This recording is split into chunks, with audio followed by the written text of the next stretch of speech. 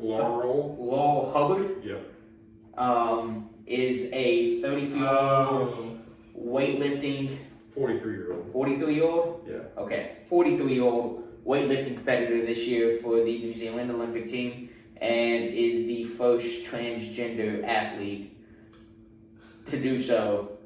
And it's not that he's going from male to female and competing in the female weightlifting competition. So it's okay for him to go out and do that, but the fastest woman in America, or the world for that matter, gets hit with pot and can't even go to the Olympics now? That's the big controversy right now. That's right? kind of the well, that's what this I was going to transfer, Yeah. you know.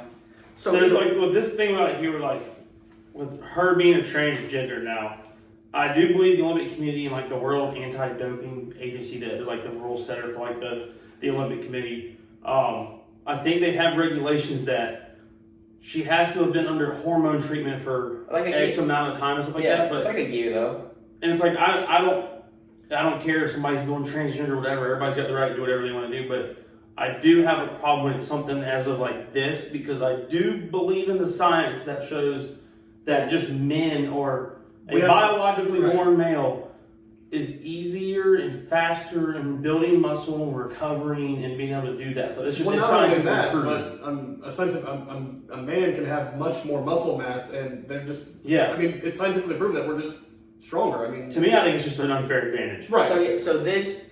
It's no different than trans men fighting in women's fights in the UFC and busting skulls. Yeah. I mean, it's no different than that. So she scientifically have a disposition to be a stronger and faster athlete. Not a lot faster, but just you're inherently can be stronger. Right. So I don't care how much you train.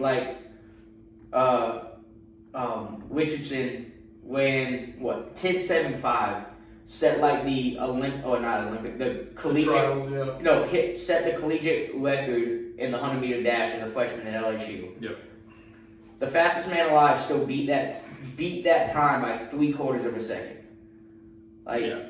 Sub 10, and she is supposedly be the fastest woman in the world. You still, I don't care how fast, you're not gonna be a sub. I don't know why, but she couldn't run a sub 10. She may be, but probably not. Yeah. It's unlikely, right? It's unlikely. I just, and I want people to be able to do, what they feel and what they want. I'm not saying don't do that at all. Yeah. But none of us are saying that. I just want to be clear about the fact that if it creates a competitive advantage, you should not be allowed. It should be allowed. So I think if it happens to where she from New Zealand wins. Now, if she wins, I think it's going to truly come down to how much she wins by.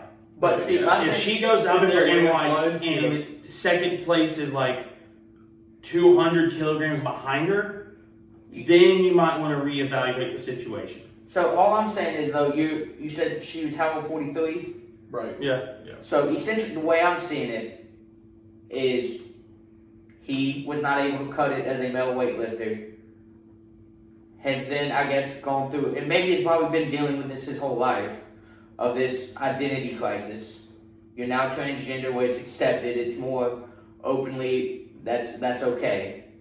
But now you have trained your whole life as a male weightlifter, and you're gonna go in and compete in a film, and I get what you're saying. You're not female. So trying to just to avoid controversy. We're not saying that it's the fact that he couldn't cut as a male. It's just he's been doing this as a male, and until recently is now transitioned to the female aspect, which.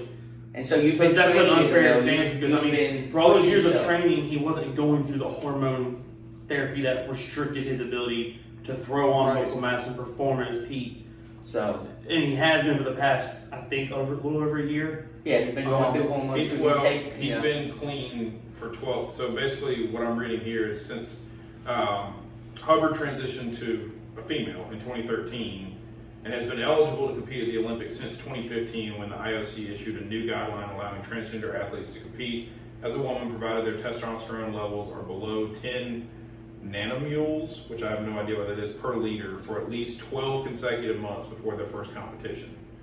So even though he's been... Okay, so that's the key factor there, is the 12 months of testosterone being low, because I mean, that's the key difference And It's muscle between tone, yeah. in between men and women and stuff like that. It's still apparently a Belgian weightlifter, Anna Van Bellingham. Yeah. Not sure how to say her last name, but I'm gonna give that as close. Was pretty upset about it, considering it unfair and like a bad joke was her quotes. Absolutely. Like Well, she, it's she slapping could the have been faces of the trained. people that are they've been training their whole lives. for That's this like stuff. if all Yeah. of a sudden, if Usain Bolt said, you know what, I want to transition into this, and then goes out and wins a sub 10 in the female 100. Yeah. Like I've been training my entire life to run this event, and like the best I've ever done is a 10.5. Yeah. And then all of a sudden this Yeah. female I mean, again, comes out and wins a sub 10. it sounds like they have some smart guidelines, so I'll give her, give her benefit of the doubt early. It sounds like they have some smart guidelines. It sounds like they're, kind of learning as we go with this as well, probably a little bit.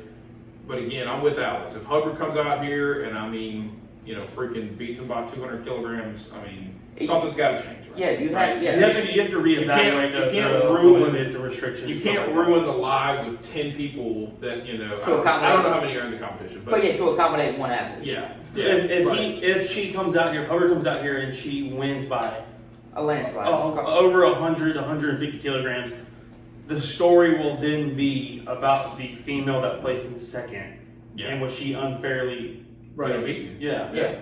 Yeah. And here's my thing. Like I just looked it up. Like the Atlas stone, where you lift up that big ball. Right, yeah. In 2019, the world's strongest woman competition, the record that girl set was I think 170 kilograms.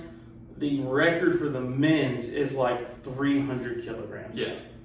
So it just goes and I know that's just one very small example, and scientifically that you can't go with just one thing, but science does show that just men are inherently able to perform at a higher level when it comes to muscular strength. There's your difference between the world's strongest man and the world's strongest woman.